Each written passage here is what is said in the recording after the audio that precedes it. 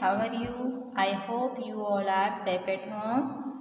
Now, today we will read Hindi व्याकरण part 1 भाषा, लिपि और व्याकरण। ओके, तो आज हम पढ़ेंगे व्याकरण का पार्ट 1 भाषा, लिपि और व्याकरण में। ठीक है, आइए अपने अपने बुक्स ओपन करेंगे, पेज नंबर 5। अब यहाँ देखिए क्या दिया है। हम अपने विचारों या भावों को मुख्य रूप से लिखकर या बोलकर दूसरों तक पहुँचाते हैं। हम अपने विचारों या भावों को मुख्य रूप से बोलकर या लिखकर दूसरों तक पहुँचाते हैं। जैसे राधिका पत्र लिख रही है, नेताजी भाषण दे रहे हैं। तो ये क्या है, राधिका क्या कर रही है, लिख के बता रही है अपने विचारों को, और ये नेताजी हैं जो वो अपने भाषण बोल के दूसरों तक पहुंचा रहे हैं अपनी बात को, है ना। हम दूसरों के विचारों या भावों को सुनकर या पढ़कर भी समझते हैं। जैसे बच्चे कहानी सुन रहे हैं, जैसे यहाँ दादी बैठी हुई है या नानी जो भी कह लो, वो बच्चों को कहानी सुना रही हैं।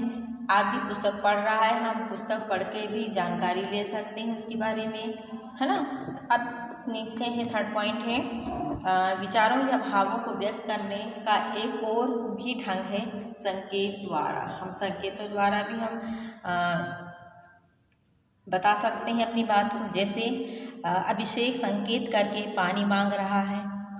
किसी बच्चे को, छोटा बच्चा होता है, उसे बोलते नहीं बनता है, तो वो क्या करता है कि इशारा करके बताता है, अपनी उंगलियों की सहायता से इशारा करता है, गिलास की तरफ ले जाता है या पानी जहाँ रखा रहता है वहाँ जाता है और कोशिश करता है कि ये मुझे पीना है। तो हम उसे समझ जाते हैं ना कि उसे पानी पीना है।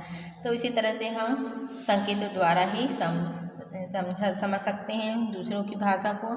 फिर सिपाही हाथ से यातायात रोकने का संकेत कर रहा है। अब जो सिपाही होता है, या तो वो विसल रखा रहता है मुंह में दबा के, और उसकी सहायता से अपने इशारों से, हैंड की सहायता से वो लेफ्ट राइट करके वो बताता है कि लेफ्ट जाना है कि राइट जाना है आप लोगों को, है ना। फिर यहाँ पर है भाषा शब्द संस्कृत भाषा की भाष्य धातु से बना है। जो भाषा शब्द होता है वो किससे बना है, संस्कृत भाषा की भाष्य धातु से बना है, जिसका अर्थ होता है बोलना या प्रकट करना। ठीक है, भाषा शब्द जो है वो शब्द संस्कृत भाषा की भाष्य धातु से बना है, याद रखना है। ठीक है, जिसका अर्थ होता है बोलना या प्रकट करना। अतः भाषा का शाब्दिक अर्थ अपने भावों या विचारों को कहना या व्यक्त करना होता है। ठीक, तो इसे क्या है, ये भाषा है।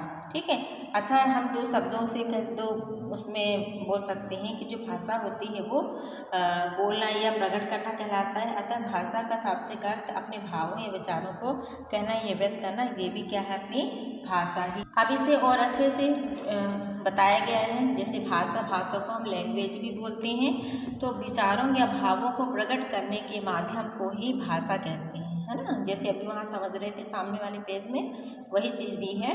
विचारों या भावों को व्यक्त करने के माध्यम को ही भाषा कहते हैं। भाषा के द्वारा ही हम दूसरों की बातें समझते हैं तथा अपनी बातें दूसरों को समझाते हैं। अब यहाँ पर भाषा के रूप दिए हुए हैं, काइंड्स ऑफ लैंग्वेज। भाषा के 3 रूप होते हैं। पहला है मौखिक भाषा, ओरल लैंग्वेज, और लिखित भाषा, रिटन लैंग्वेज, एंड थर्ड है संकेतिक भाषा, जिसको साइन लैंग्वेज हम कहते हैं। ठीक है, अब यहाँ पर मौखिक भाषा हम किस तरह से दूसरों को हम बता सकते हैं, मौखिक भाषा को हम किस तरह से समझा सकते हैं।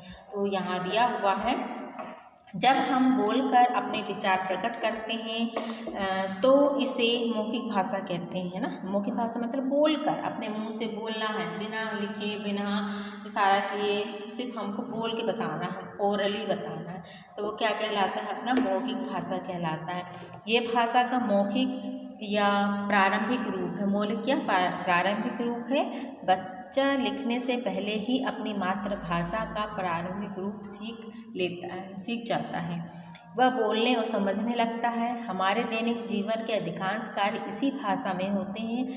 वार्तालाप, वाद विवाद, भाषण, कोई घटना या कहानी सुनने में भाषा के इसी रूप का प्रयोग किया जाता है। भाषा के इस रूप का प्रयोग सार्वधिक होता है। इसका प्रयोग पढ़े लिखे अथवा अनपढ़ सभी व्यक्ति कर सकते हैं, व्यक्ति करते हैं। ठीक है, मौखिक भाषा का।